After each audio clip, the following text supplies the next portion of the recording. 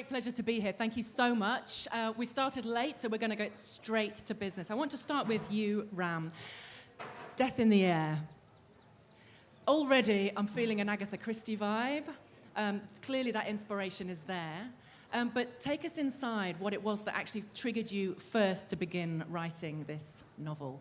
So before I say anything, I just want to thank both of you and just say what an honor it is to be on stage with Vikas.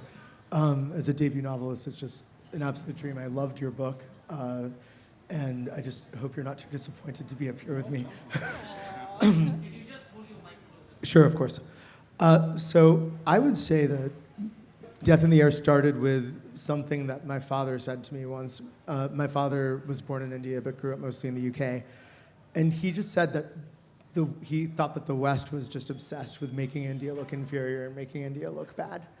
And when I kind of paid attention to representations of India in Western culture, it was just like, it did just so often feel like just a basket of cliches, like caste system, check. Arranged marriage, check. Like Hindus versus Muslims, check. And colonialism. And so I just really, this book came from a place of wanting to write something where like, it wouldn't even occur to any of the characters that anyone could even think that an Indian person could be inferior to anybody else. So that's really where the book started. I think one of my biggest influences was Crazy Rich Asians because I absolutely loved what Kevin Kwan did for the Asian community and showing how glamorous that part of the world was. And Kevin has been an enormous supporter of my book, which has been a huge honor. But even Crazy Rich Asians starts with a scene where the Asians are denigrated. And I just didn't want to write a book where that scene occurred at all, and then I decided to write a murder mystery in hopes that somebody would read it one day. I have to say, you absolutely skewered that white gaze. In fact, if there are any white people wearing wooden beads, maybe leave now, because the book is really, you really reverse that gaze, and I have to say you do it brilliantly. But take us to the murder mystery element, how you built the tension, how you bring towards the climax. So I had no idea what I was doing. Basically, I'd never written anything in my life. But I have always been a huge reader, and I've probably read every Agatha Christie book 5 times. So there's probably a secret Agatha Christie joke on every page of the book. For sure, little Easter eggs sprinkled through it. Yeah. But I would say that it was just, my background in film and TV, I do think, if anything, helped because I never wrote a screenplay, but I edited them because I was a development executive, and you can't just say things in a screenplay. You have to show them. They have to have, you don't have the luxury of having description. Everything has to come out in dialogue. So I think that was a huge help. And also just being ruthless in the economy of what I thought was necessary for the storytelling. So one of the Agatha Christie tropes that you deploy is the idea of a kind of isolated community. And so you take our protagonist and the other various characters to an extremely exclusive resort, Samsara, in Rishikesh. Mm. And there, you know, there's so many tropes. The characters are just beautifully portrayed. But this idea of a sort of isolated community is of course, a great engine for tension. Sure. I mean, and so one of the things that impressed me so much about Vikas's novel is just his imagination and the way he can describe things and like put you in the mind of characters that are so different from each other. I mean, Death in the Air came about because I was staying at a hotel that was very much like Samsara, and just so you did the research by getting all those massages. Literally, exactly. But I just couldn't stop thinking while I was there about what a great place would be for an Agatha Christie-style murder mystery. And pretty much all the characters in the book are based on people that I saw there. I mean, I don't think they'd ever know that they were the characters in the book, but I would just see people and invent backstories for them. But I mean, I'm not a writer. I'd never written anything. So then finally, a year and a half later, I decided to do it. So can we talk about unlikable protagonists? So, I mean, I think a sentence that a couple of people say in the book is nobody ever thinks they're a bad person. And that's just sort of something that I wanted to play with. I mean, everybody thinks that whatever they're doing is justified. Yeah.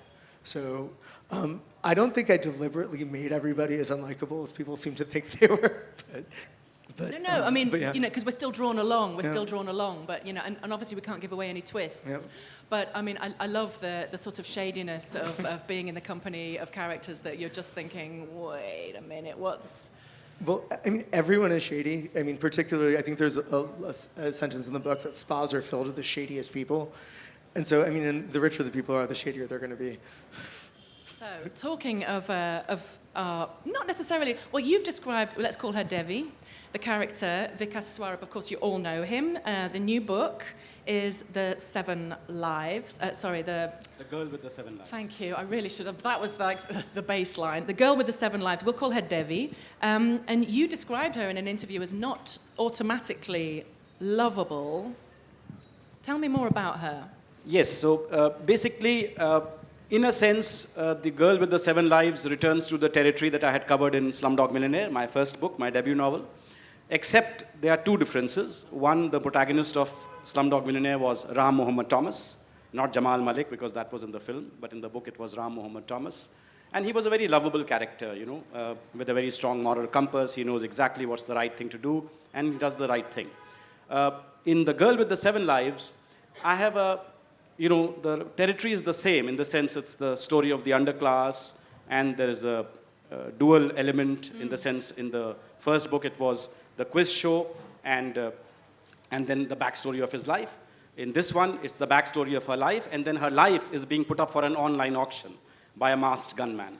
So the premise is somewhat similar, but the dissimilarity is that, first of all, it's a female protagonist, and secondly, she, I would say, is a morally ambiguous person. In the sense, I think she has a strong sense of justice, but she is willing to go to any length, even murder. So the idea was that I create a protagonist who is not 100% goody-good, and yet make the reader root for her. That for me was the challenge. Totally rooting for her. Yes. We are rooting for her because it's the precarity of her early life that you paint very sympathetically. And tragedy befalls her family. Her little brother Sonu dies, and it's so heartbreaking. You describe it as an economical death. Yes. I mean, and I think it was that early experience of facing a death in the family which could have been avoided. But, you know, the hospitals refused to take her in because they didn't have money for her treatment. The police sort of sent her away, etc. And that's when, you know, her philosophy in life is solidified in 3 lines. There is no God, everything is chance, and take your chances when you get them. So, you know, throughout the novel, I think she exemplifies these 3 philosophical virtues that she acquires at the age of maybe, 6? She absolutely does. In effect, she's almost radicalized at this stage. And one of the quotes is, there's 2 options, survive or succeed. Yes. So there's almost no going back.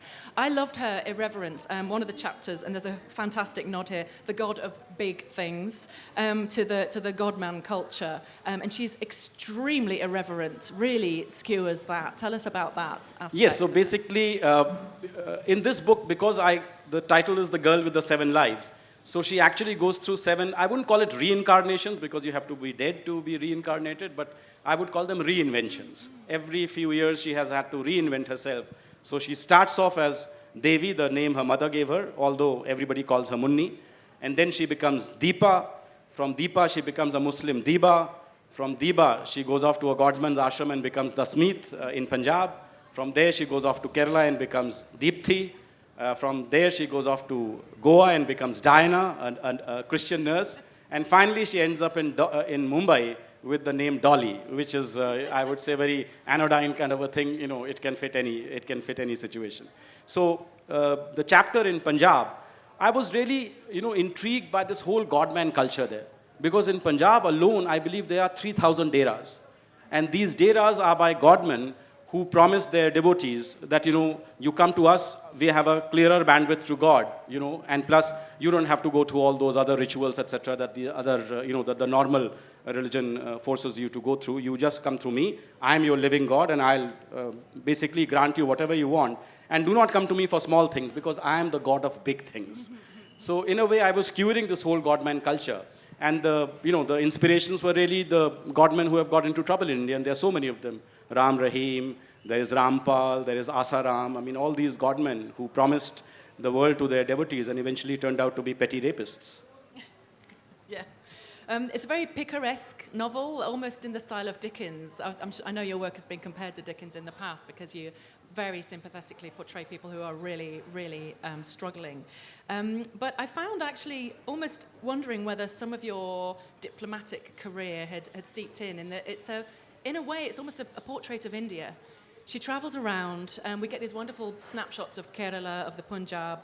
We capture moments like demonetization, COVID, imprints of the Indian life. And I wonder, are you painting a picture of your country? Yeah, I mean, many people have told me that, when they read one of my novels, they get a snapshot of India of that particular point in time. So if you read Q&A, you get a snapshot of India circa 2005. You read Six Suspects, you get a snapshot of India 2008. You read The Accidental Apprentice, it's India of 2013. And this, I would say, is the India of, 2023, 2024. And the idea is, we see India is the most complex country on the planet because we have so many stratifications, not just of caste and not just of class and gender, but also of caste. And that makes it a very, very incredibly complex country to navigate.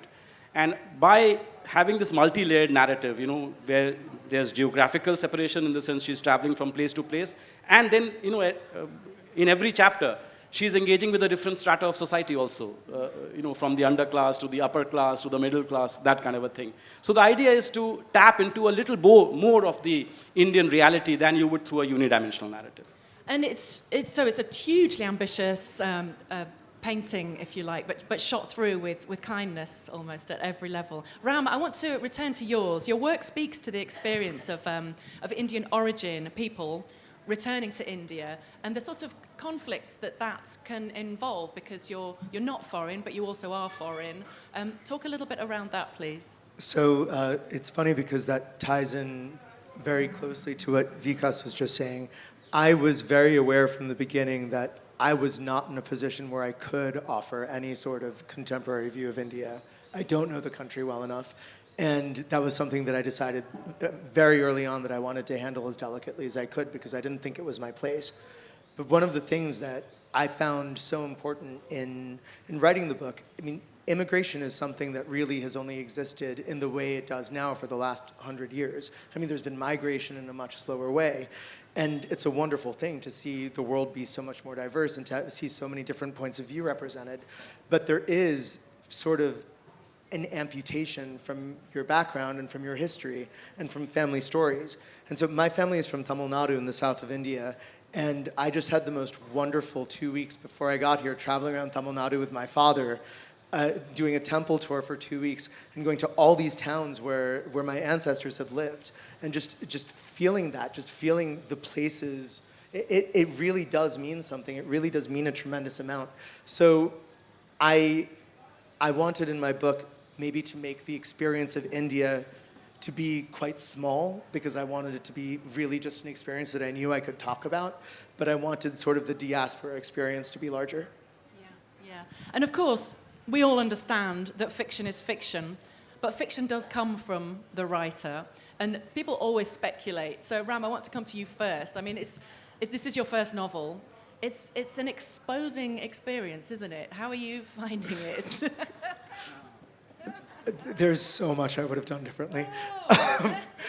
Well, I unintentionally, I gave the main character perhaps a few too many biographical similarities to myself, which is definitely something. You're a hostage to fortune. No, but what's funny is that, it sounds like such a cliche, and I think a lot of debut novelists say this, but I do feel like every character is me in some way. Like every character has, and it is funny because, they say with an album for a music band that they spend their whole lives writing their first album and then 2 years writing the second. And it is sort of, that is a little bit what it feels like. Yeah. But, it's been an unbelievable experience. I'm 46 years old. I'd never expected that I would be sitting here with a debut novel at the age of 46. And I guess really one of the things that I just tried at Jaipur. Exactly, it's Can we have a round of applause, please, right now? Yes. And guys, you have to buy the book, you really do. But one of the things that has been wonderful in this process is encouraging friends who wrote when they were younger and stopped writing to start writing again. Yeah. And also just to tell everybody that it's really never too late. It really, if you have a dream, you can still do it. And it doesn't have to be too daunting. Like anything, it's project management. It's something that you can just break down into bite-sized pieces and just try your best to do it. It's just never too late, and I'm living proof of that. Oh, that's beautiful. Vikas, the idea of novels coming from within you, obviously, as a professional diplomat, people must read your books and go, ooh. This is very that's undiplomatic. That's a bit rude. Yeah. and people respond, I know, very viscerally to your work. People got annoyed with Q&A that it showed too much poverty. I mean, how do you manage this? No, because you see, first of all, the Indian civil service rules allow you that freedom. I mean, do you know that, technically speaking, to publish a novel, a literary novel, you don't even need government's permission? Yes. So I think we have very enlightened civil service rules. So no censorship? No censorship. I did not have to submit my book at all. I just had to, because I was in the foreign service, I had to give a certificate that there is nothing in this book which will cause diplomatic disputes with another foreign country. You know, that was the only disclaimer I had to provide. So for me, I have to be faithful to the characters I'm creating. Now, if I have created a character who's an 18-year-old waiter who lives in Dharavi, then he cannot be graduating from Jaipur University in chapter 3. His life has to follow the bars of India, the chawls of India, the slums of India. But that's how the progression will happen. And that's why, when people point this out that, why did you not cover the call centers of India and Shining India and things? I said, because I'm writing a novel, I'm not writing a tourist brochure on India. If I'm writing a tourist brochure on India, I'll cover the Golden Triangle and all that other stuff. But when I'm writing a novel, for me, my primary fidelity has to be to the characters that I'm creating.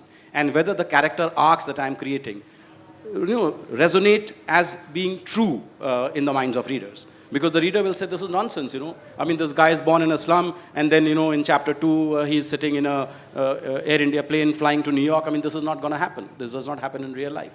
So for me, the criticism is not really that much. I think the criticism was mainly directed at the film version, Slumdog Millionaire, because they called it poverty porn and things like that. And there were many things in the film which were not there in the book. The shit scene is not in the book. It's only there in the film, for instance. That's so Danny Boyle. Yeah, that's so Danny Boyle. I spoke to Danny Boyle. He had never visited India before he shot Slumdog Millionaire.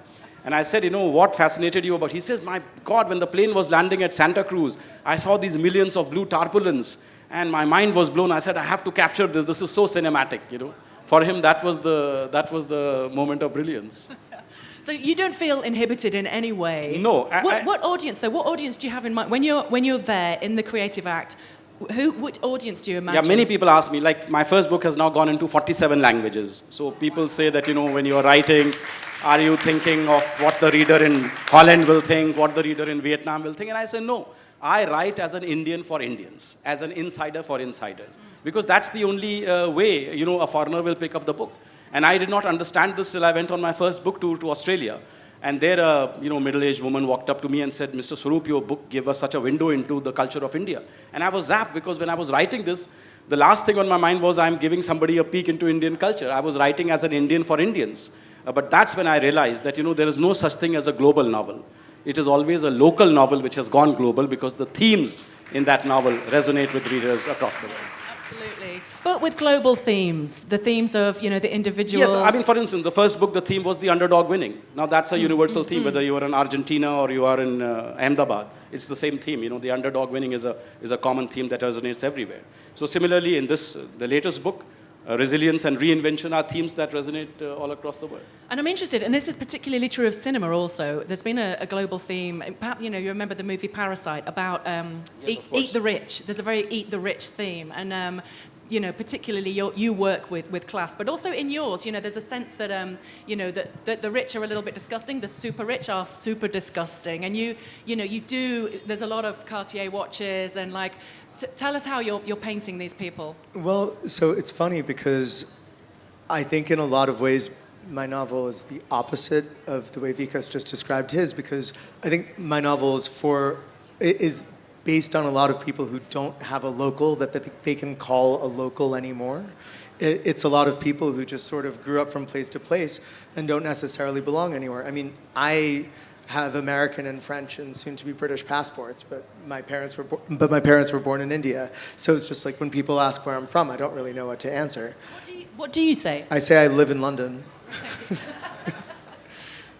They let anybody in there. That's fine. No, basically. So I do think it's interesting because once again, this is something that really only probably came about in the last 75 years. That there are people like this who don't actually have some place that not only is home, but that there's so many people who don't live in the same place that their ancestors came from.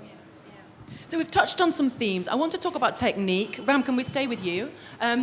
So, we've talked about the idea of an isolated community and how, you place limits on where the action can take place. And also that generates tension. What else did you have in mind? And also, people always love to know about your writing practice. So tell us a little bit about that. So I'm very much a planner.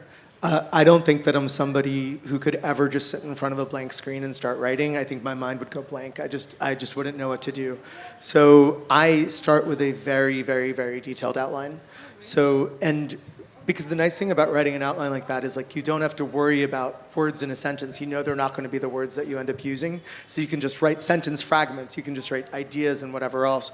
And I basically, I work off the outline. What I tend to do is write the outline in chronological order, but then write the book totally out of order. Because at that point, I know the book well enough that I can write one scene and then be like, oh, I should write this scene next because this clue has to appear there. I mean, I think it's something that's very specific to a whodunit, that you have to do it that way, just to be able to seed the clues throughout the book properly.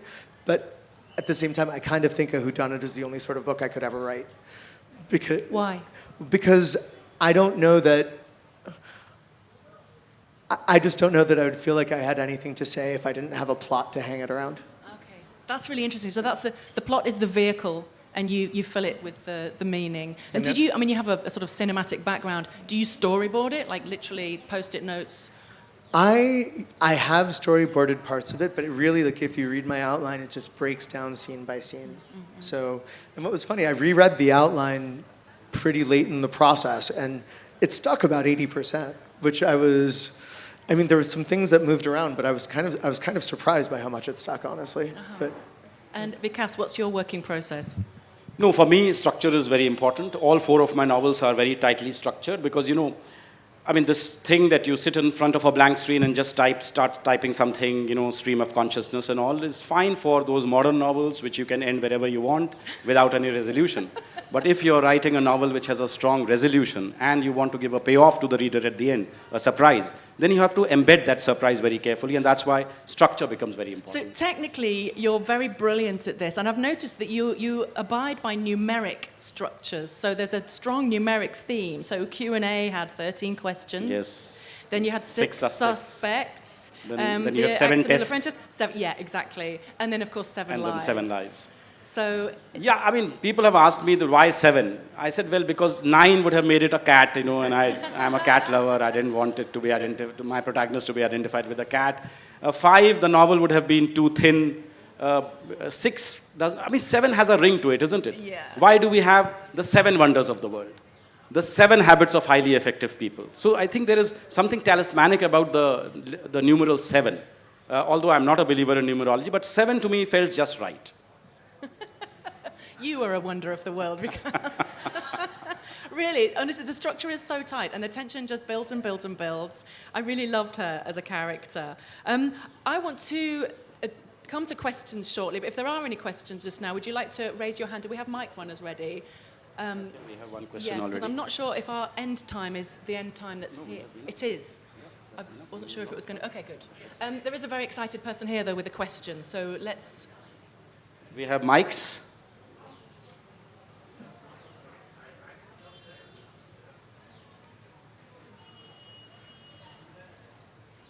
Do we have mics? Thank you. Yes, please.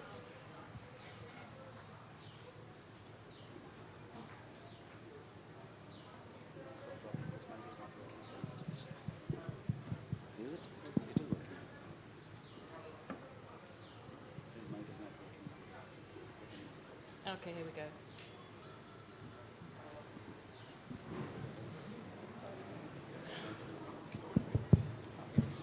Hello. Oh, got it. So, my question is, and there are 2 Indians here.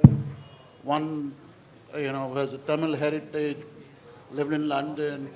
Vikas, you're an Indian. You speak probably multiple languages. When you write in English, does the knowledge of different Indian languages, is it an asset or is it a hindrance? I mean, does it cause a sense of confusion in your mind that you know so many different languages, or English is such a predominant language in your mind that you're able to integrate different aspects of the Indian languages into Okay, this your- is a lovely question. Thank you, sir. So the English language is obviously very dominant. Both of you feature other languages in these texts. Can you speak to this? Sorry, is this working? Yeah. Yes. Okay, great. So it's interesting because, well, first of all,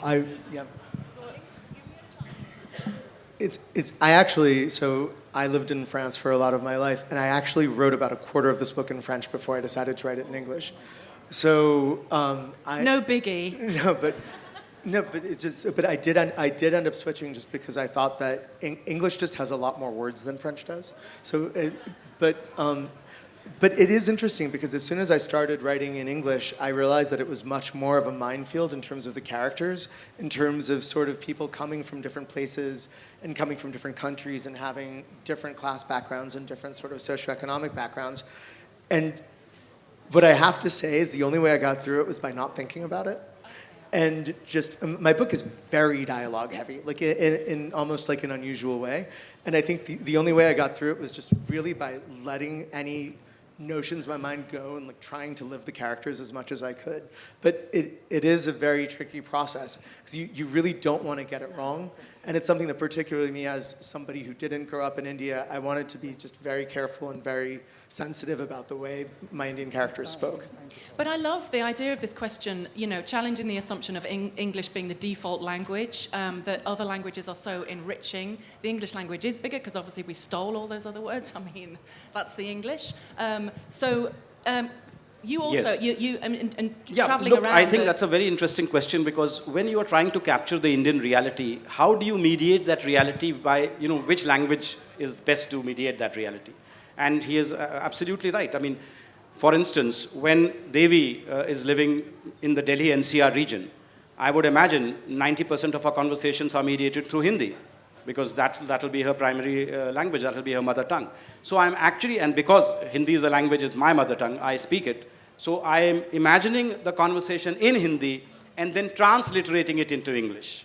And that's the tricky part, how does a Hindi proverb get translated into English, for instance? So there, I mean, if you do a literal thing, that's crazy. It's just not going to work. Can you give an example? I mean, Karan Singh gave me an example. He says the translation is so bad in India that for someone who was saying that sab kuch mangal hai, they translated everything is Tuesday.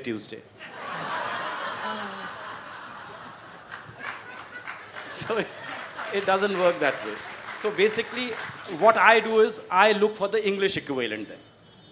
Because jiski lathi uski bhains. You cannot say he who owns the buffalo owns the steak, and it will not work. Then you have to look for the English equivalent, the closest English equivalent, because eventually the novel is in English. So for me, that becomes the primary language through which I'm mediating the conversations of my characters. And therefore, it has to be comprehensible in English. So I was just wondering if you'd ever thought about writing in Hindi, or if you ever do. Well, in the sense, Hindi is my mother tongue, and I'm pretty good, and I'm from Allahabad, which is the center of Khadi Boli, which is the dominant form of Hindi. But because I was in the foreign service for 35 years, and everything in my life was mediated through English, so I can speak Hindi very well, but I cannot write, especially classical Hindi or whatever. So, but what happened was, when my first book Q&A was translated into Hindi, they showed me the draft, and it was so pathetic.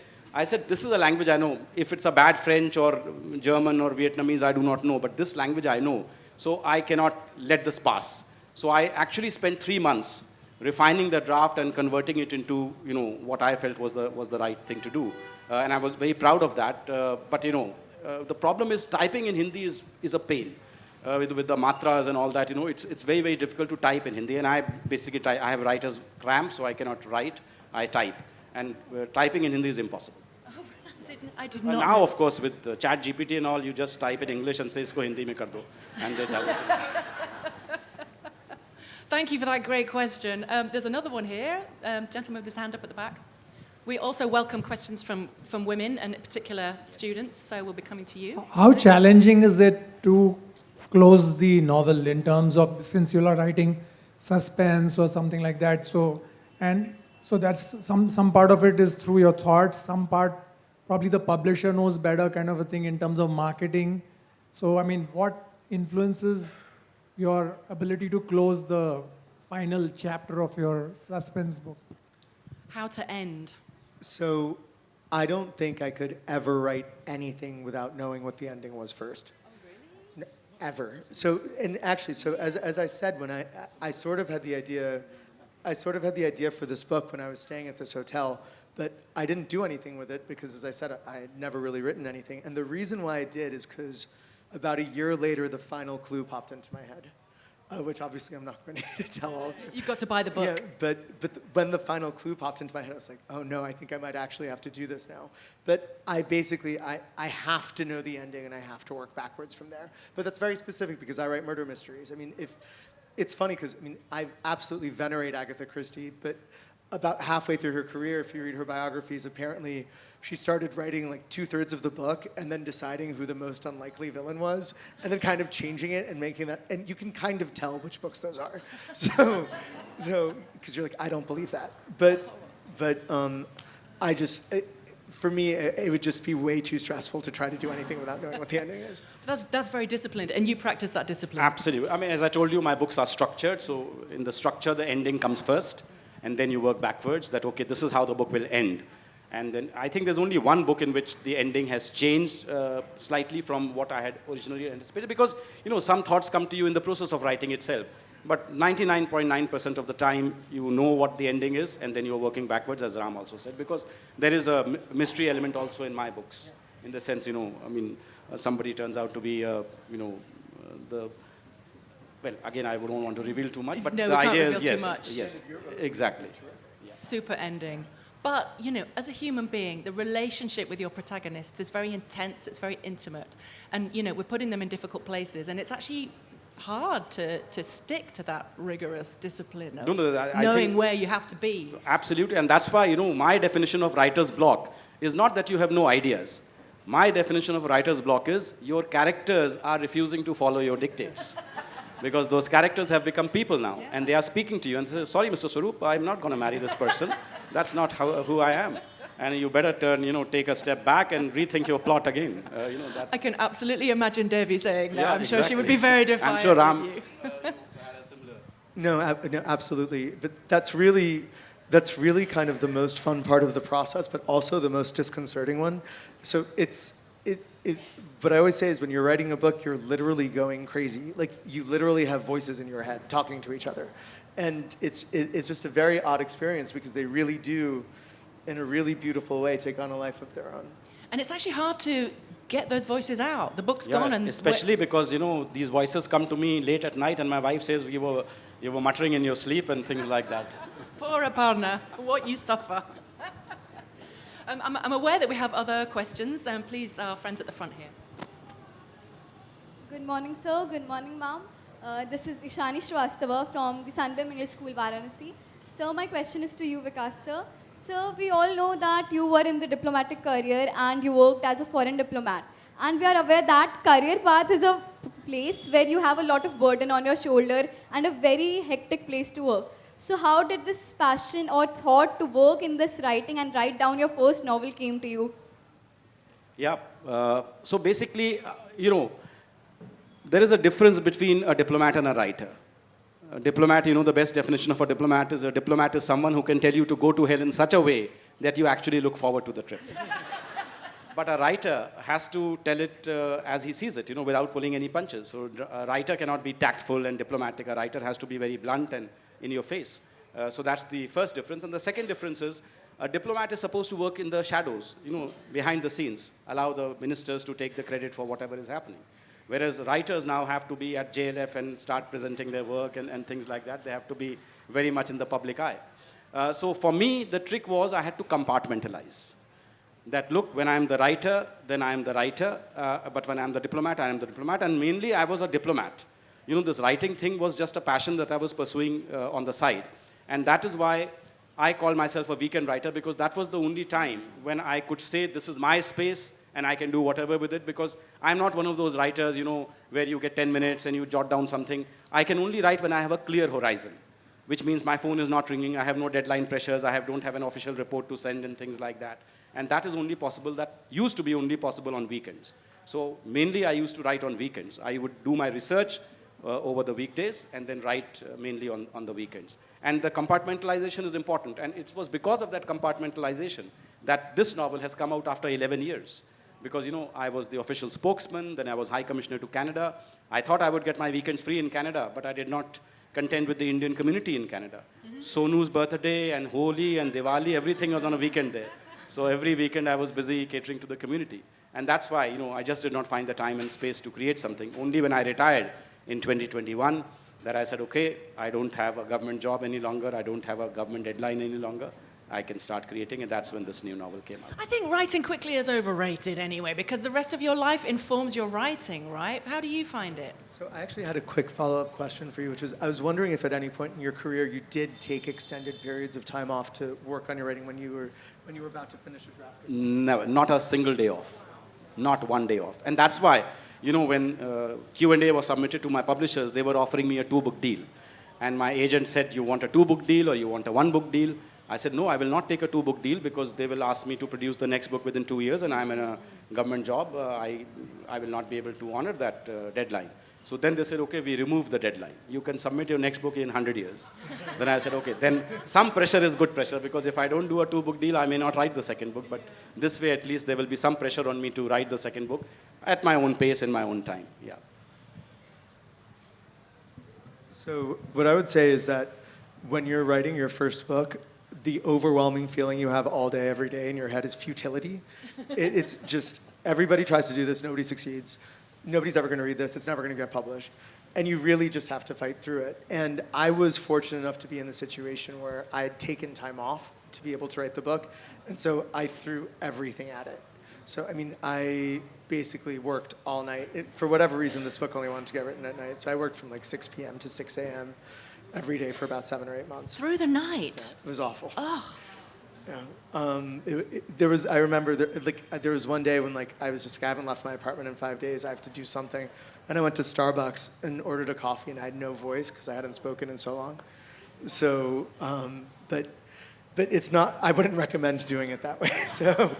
Because I don't think it's sustainable. And deadlines, for the creative soul, deadlines are an interesting, is it Douglas Adams that has the great quote about deadlines? I love deadlines. I love the rushing noise they make as they go past me. Oh, no. I love a deadline. I'm a lawyer. I've never been late on anything in my life. So, yeah, you work to the clock. At university, I would turn in my papers early.